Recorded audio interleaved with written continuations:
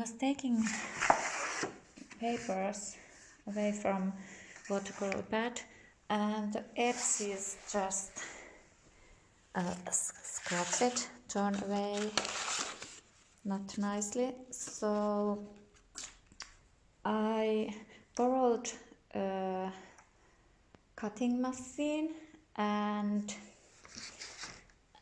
I started to cut those edges off. And because I had that project with that sketchbook I told in earlier video, I will link that there. So I decided to make a sketchbook now myself with a watercolor paper. So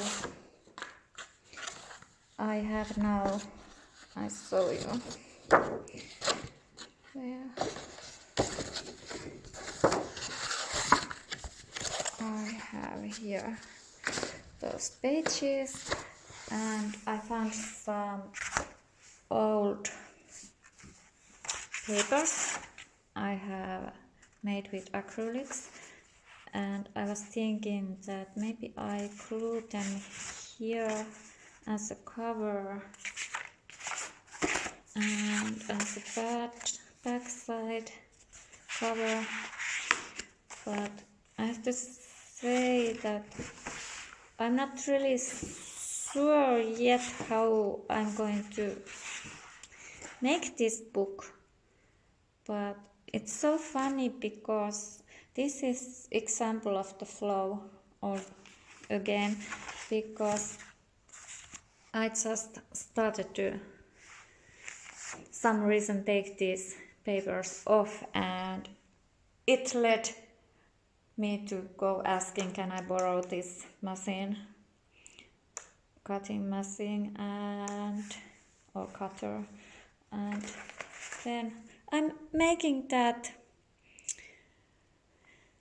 sketchbook with perfect watercolor paper, and not perfect but good watercolor paper, because I was missing to have that, and now just the universe made me to make myself that. So I have been complaining that I have this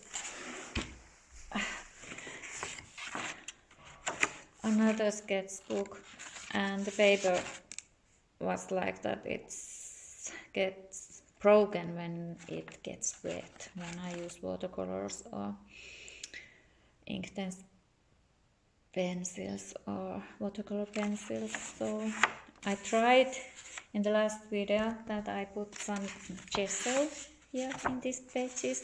Here today I tried a bit, how does it feel like when there's the gesso here, and it was actually quite funny. I'm going to continue with this, but the gesso makes this really bumpy flow. There is those, it's not straight, but yeah. But the funny thing is that yeah, if you put gesso, the book starts to look like this.